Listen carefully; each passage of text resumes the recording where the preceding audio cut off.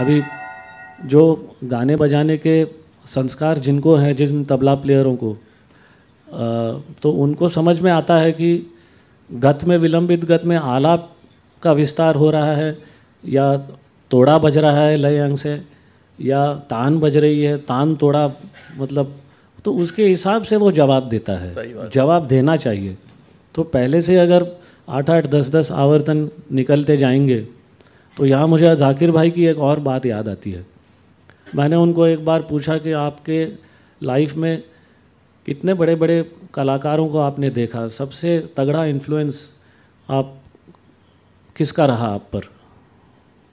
तो उन्होंने कहा, मैं जब अमेरिका गया था तो आशीष खां साहब के साथ पहले बजाने गया था, तो मेरा सुन के उस्ताद अली अकबर खां साहब ने मुझे उनके 2-3 प्रोग्राम थे तो मुझे बजाने के लिए कहा। तो उन्होंने बहुत, मतलब उस ज़माने में जाकिर भाई तो मतलब क्या कहेंगे, मेरे पास कोई शब्द नहीं है, इतना ज़बरदस्त उनकी तैयारी और सोच और सब कुछ। तो उन्होंने अपने ढंग से प्लान करके, he had this, that I will support in this way, whenever he asks me to play I'll plan it this way, and so on and so forth. So ऐसे 4-6 आवर्तन में उन्होंने बात कही। अली अकबर खान साहब always had this demeanor on the stage, always concentrating and being totally lost in his music. So obviously he never reacted on the stage, and Zakir Bhai always had this feeling of how he must have felt, or what does he have to say. So eventually he summoned the courage and asked Ali Akbar Khan साहब कि आप आगे मार्गदर्शन करिए, आपको कैसा लगा और मुझे क्या करना चाहिए। तो उन्होंने कहा कि ये जो सब तुमने 6-7 आवर्तनों में बजाया, उसको 2 आवर्तनों में समेट के दिखाओ तो मुझे मालूम पड़ जाएगा तुमने सोचा है बहुत अच्छी तरह से। तो that gave him kind of a jolt, and that's how he started thinking about how Vistar can be, the same meaning can be conveyed within maybe just 1 avartan or just 2 avartans, instead of showing that expanse, so seeing it through a telescopic view.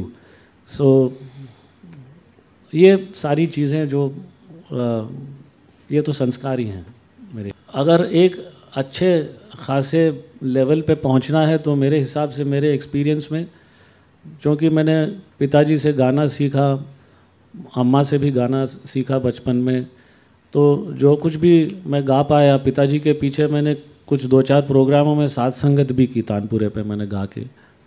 तो वो सारे संस्कारों के वजह से मैं, मतलब accompanying, मेरा जो अकम्पनीमेंट है वो हमेशा आर्टिस्ट के टेम्परामेंट को समझते हुए होता है। और चूँकि गाना समझ में आता है, तो गाने के बाद इंस्ट्रूमेंटल में फिर क्या होगा और फिर आगे दूसरे डांस के साथ क्या होगा, वो बहुत जल्दी समझ में आता है।